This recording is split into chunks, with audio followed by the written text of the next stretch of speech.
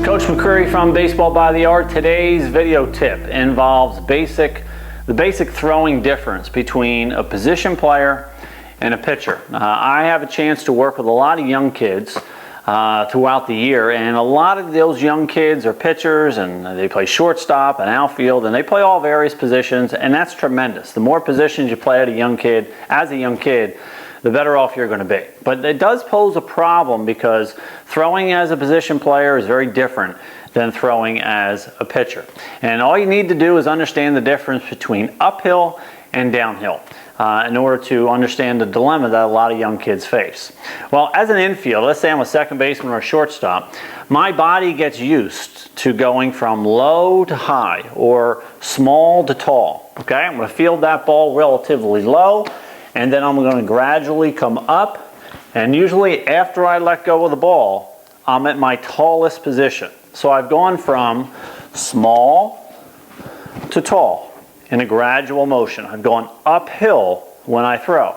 Now that makes sense why a shortstop in particular would do that, because a shortstop may have a 100-foot throw all the way to first base, and certainly he doesn't want to throw a ball into the dirt. He wants that ball to carry all the way across the infield so that the first baseman can catch it about head or chest level.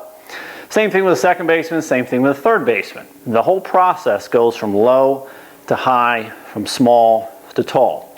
But a pitcher is different. A pitcher needs to go from tall to small. So when a pitcher brings his knee up, he is going to be at his tallest, and then when he's done his pitch, he is going to be at his smallest. So he's going from tall to small. And that is because a pitcher only has to throw 60 feet on the big diamonds. Little leaguers, a little different obviously, but 60 feet. And he also does not want to throw the ball this high to make it easy for the first baseman to handle. He's trying to throw it to a catcher who wants that ball right at the batter's knees.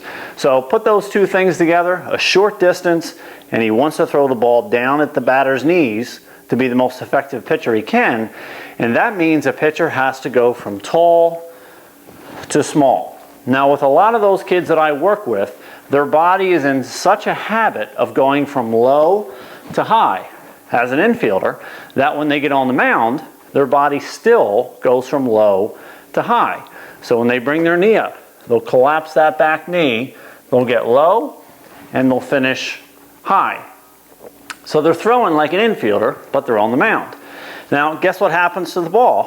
When a pitcher goes from low to high, the ball comes up in the strike zone. It's easier to hit. A pitcher's going to be wild high, and it's going to be very difficult for him to get the ball down in the strike zone. So any position player who also pitches has to get into the habit of telling themselves when they step on the mound, I'm not a shortstop anymore. I'm not a second baseman. I'm not a third baseman. I'm a pitcher. I have to throw like a pitcher, and that means staying tall and going downhill, going from tall to small and not small to tall. So that's your basic tip. I see it at every level. It's something all pitchers need to work on, is getting that downhill process to pitching. And remember, when they're on the mound, they're no longer a position player. So that's your tip for the day. Thanks for stopping by, everybody.